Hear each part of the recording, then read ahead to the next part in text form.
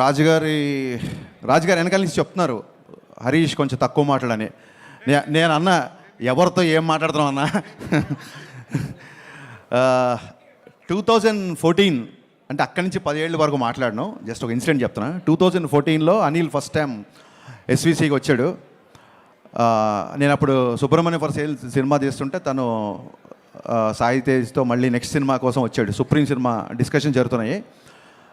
రాజుగారు నాకు లంచ్ టైంలో, రాజుగారు ఆఫీసు ఒక హాస్టల్లో ఉండేది, పైన వార్డెన్ ఉన్నట్టుగా రాజుగారు ఉండేవాళ్ళు. లంచ్ అందరికీ ఒకటే టైంకి అక్కడ పెట్టేవాళ్ళు. ఆ లంచ్ టైంలో నేను అనిల్ కలిసినప్పుడు అనిల్ పటాస్ డైరెక్టర్ అనగానే అనిల్ని కంగ్రాచులేట్ చెప్పగానే అనిల్ కరెక్ట్గా పదం గుర్తులేదు, ఎవరు పోలీస్ సినిమా తీసినా మీదే రిఫరెన్స్ ఉంటుందన్నా లేదా మీదే ఇన్స్పిరేషన్ ఉంటుందన్న ఏదో అన్నాడు వర్డ్, నాకు కరెక్ట్గా గుర్తులేదు.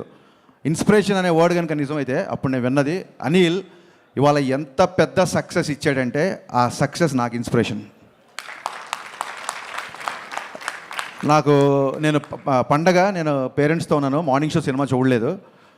టాక్ రాగానే మెసేజ్ పెట్టాను అనిల్కి. ఆ తర్వాత నాకు ఫస్ట్ కాల్ చేసి చెప్పింది జీవి గారు ఫోన్ చేసి అద్దరిపోయింది సార్ సినిమా మామూలుగా లేదు, అసలు వెంకటేష్ బాబు ఎనర్జీ చూడండి అది ఇది అని చెప్తుంటే, సార్ మీరు అనిల్కి చేయబోయి నాకు చేశారా ఫోన్ ఏంటి, ఈ సినిమా డైరెక్టర్ అనిల్ కదా నాకు చెప్తారు ఏంటి అన్న. లేదు సార్ ఒక ఇంపార్టెంట్ విషయం మీకు చెప్దామన్నారు అనిల్, నీకు మొన్న అనిల్తో షేర్ చేసుకున్నాను సార్. అది ఓటీటీ కంటెంట్ అవ్వచ్చు, లేకపోతే ప్యారల్గా వస్తున్న డిఫరెంట్ జోనర్స్ అవ్వచ్చు, ఇప్పుడు వస్తున్న డైరెక్టర్స్ కొత్త యూనివర్స్ ఎక్స్ప్లోర్ చేయడం అవ్వచ్చు, రకరకాల సినిమాలు వస్తున్నప్పుడు ఫిల్మ్ మేకర్స్కి నిజంగా క్వశ్చన్ మార్క్, ఎలాంటి సినిమా తీయాలి అనే క్వశ్చన్ మార్క్ చాలామందికి ఉంది. ఇదంతా జీవి చెప్పాడు నాకు, ఐడియల్ బ్రెయిన్ జీవి చెప్పాడు ఫోన్ చేసి. అనిల్ పక్కన సినిమా ఏంటి, ఎవరు ఎలా సినిమా చేస్తున్నారు అనేది పట్టించుకోకుండా తన కోర్ స్ట్రెంగ్త్ ఏదైతే ఉందో ఆ స్ట్రెంగ్త్ నమ్ముకొని తనకు నచ్చిన సినిమానే తీశాడు. అందుకే ఇంత పెద్ద హిట్ అయింది సార్.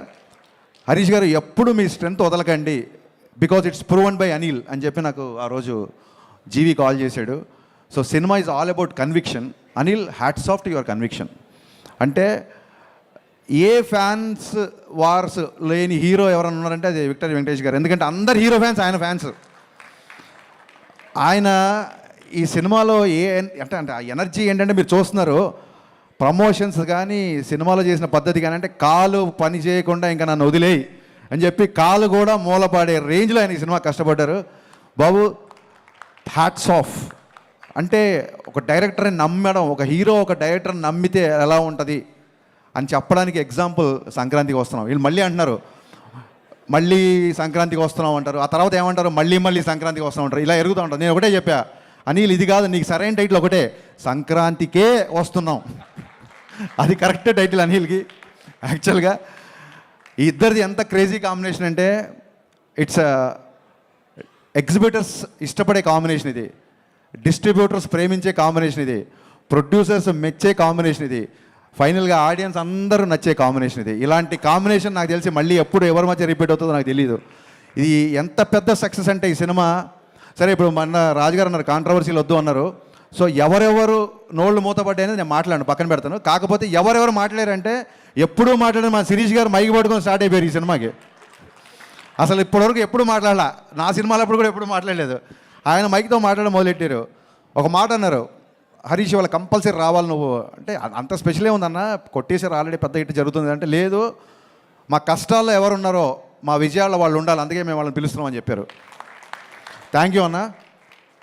నాకు రాజన్నకి శిరీష్ అన్నకి ఇట్స్ ప్రొడ్యూసర్ డైరెక్టర్ రిలేషన్ కాదు, it's more than that.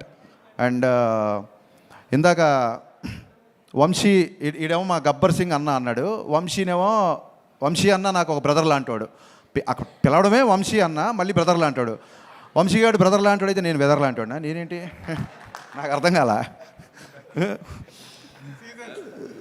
Gabbar Singh అన్న గబ్బర్ సింగ్ ఏంటి, దాంట్లో చిన్న హీరో ఉంటాడు, దాంట్లో చిన్న విలన్ కూడా ఉంటాడు కదా. అంటే నువ్వు ఎలివేషన్ చేసినది కామెడీగా ఉంటుంది కాబట్టి కొంచెం కంగారు ఉంది, నాకు టెన్షన్గా ఉంది. అండ్ రమణ గోకుల్ గారు కంగ్రాచులేషన్స్ అండి. మేము రమణ గోకుల్ గారు పనిచేయాలి, బట్ మా సినిమా కొంచెం డిలే అవ్వడంతో ఆ ఛాన్స్, బ్రహ్మాండమైన ఛాన్స్ మీరు కొట్టేశారు. అండ్ ఆ టైంలో పవన్ కళ్యాణ్ గారికి మీకు ఆయన వాయిస్ అలా పెట్టినట్టు ఉండేదండి. So it was amazing actually. Aishwarya నాకు ఎప్పటి నుంచో తెలుసు, ఫెంటాస్టిక్ యాక్టర్స్.